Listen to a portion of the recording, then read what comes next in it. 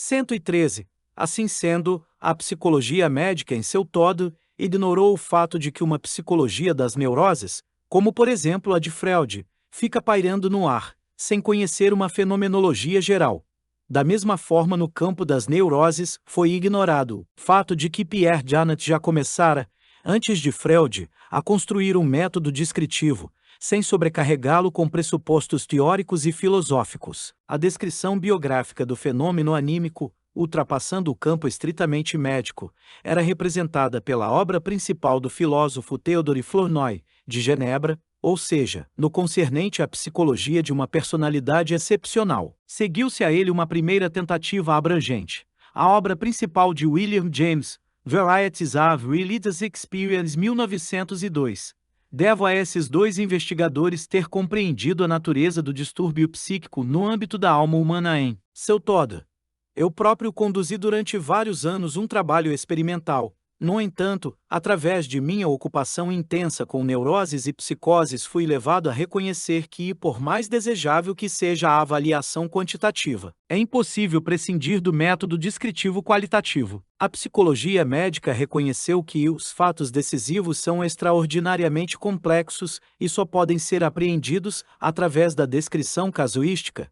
Este método, porém, exige que se esteja livre de pressupostos teóricos.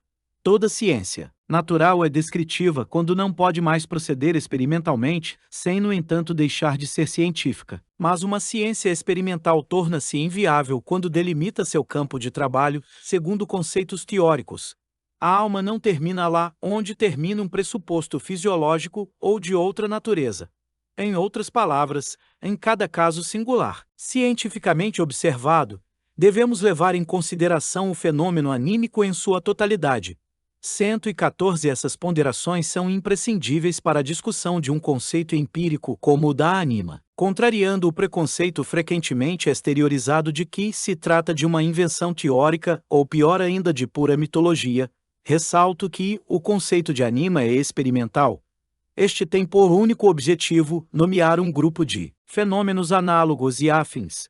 O conceito não significa mais do que o de artrópodes, que inclui todos os animais de membros articulados, designando assim este grupo fenomenológico. Os preconceitos mencionados, por mais lamentáveis que sejam, provêm da ignorância.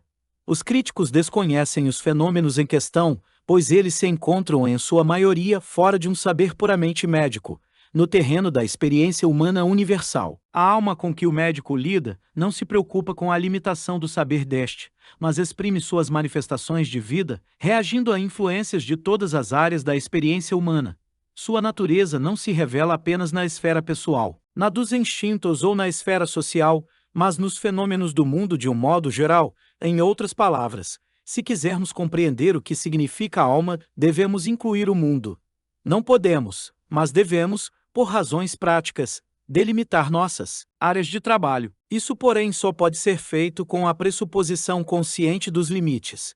Quanto mais complexos forem os fenômenos com que se depara o tratamento clínico, tanto mais ampla deve ser a pressuposição e o respectivo conhecimento.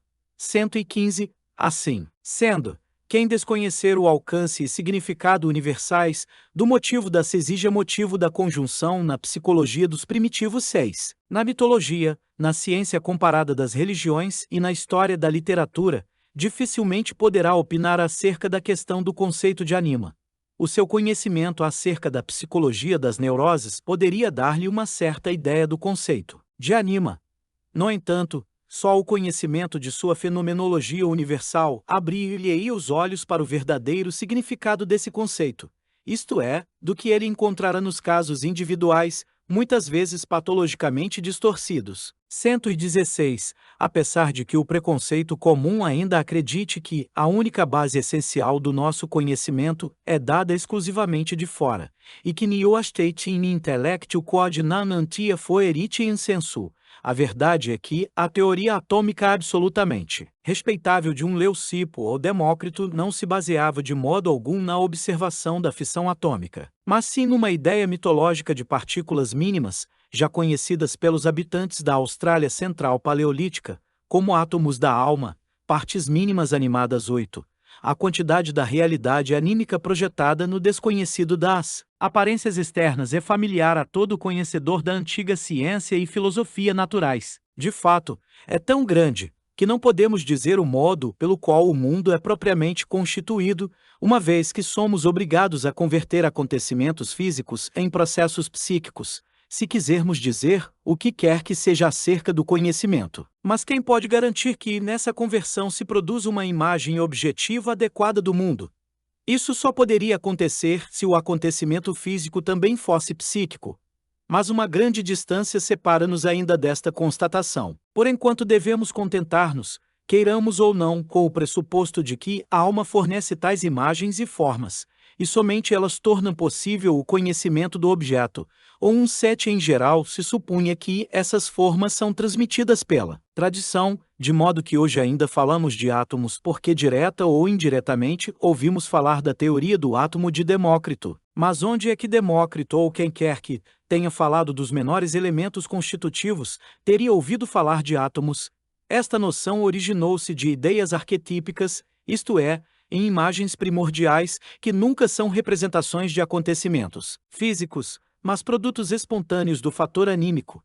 Apesar da tendência materialista de conceber a alma como um mero decalque de processos físicos e químicos, não temos uma só prova a favor dessa hipótese.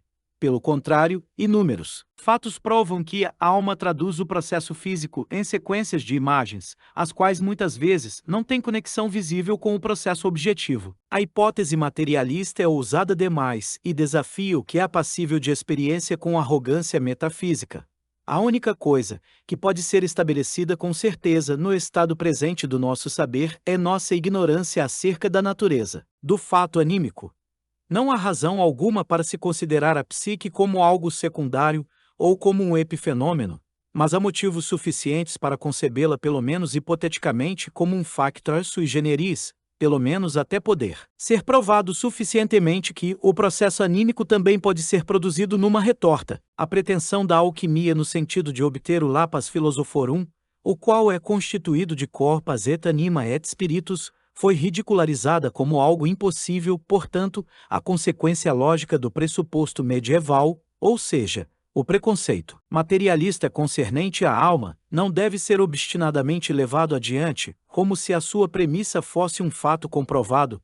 118. Não será fácil reduzir fatos anímicos complexos a uma fórmula química. O fator anímico deve ser considerado por enquanto ex hypothesis, como uma realidade autônoma de caráter enigmático, e isso em primeiro lugar porque ele parece ser de essência diferente dos processos físico-químicos, de acordo com toda a nossa experiência concreta. Ultimamente já não sabemos qual é a sua substancialidade, mas o mesmo também ocorre em relação ao objeto físico, ou seja, à matéria.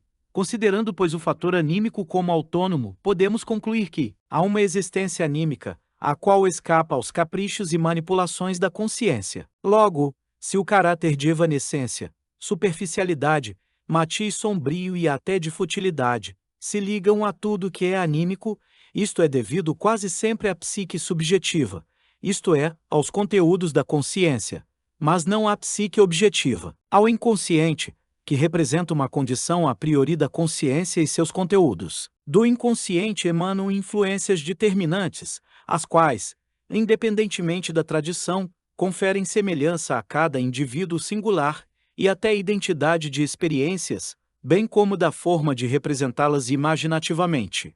Uma das provas principais disto é o paralelismo quase universal dos motivos mitológicos, que denominei arquétipos, devido à sua natureza primordial. 191 destes arquétipos, de experiência prática especial para o psicoterapeuta, foi por mim denominado anima. Com esta expressão latina deve ser caracterizado algo que não podemos confundir com nenhum dos conceitos dogmático-cristãos de ordem filosófica da alma. Se desejarmos formar uma ideia mais ou menos concreta deste conceito, recorramos a um autor clássico da antiguidade, como Macróbio 9, ou a filosofia clássica chinesa 10, na qual a anima poe é concebida como uma parte feminina quitônica da alma. Um paralelo desta espécie sempre corre o risco do concretismo metafísico, que procura evitar na medida do possível mas ao qual sucumbe até certo grau toda tentativa de uma descrição plástica. Não se trata aqui de um conceito abstrato, mas sim empírico, que se apresenta sob uma forma necessariamente a ele aderida, e que o primeiro só pode ser descrito através de sua fenomenologia específica.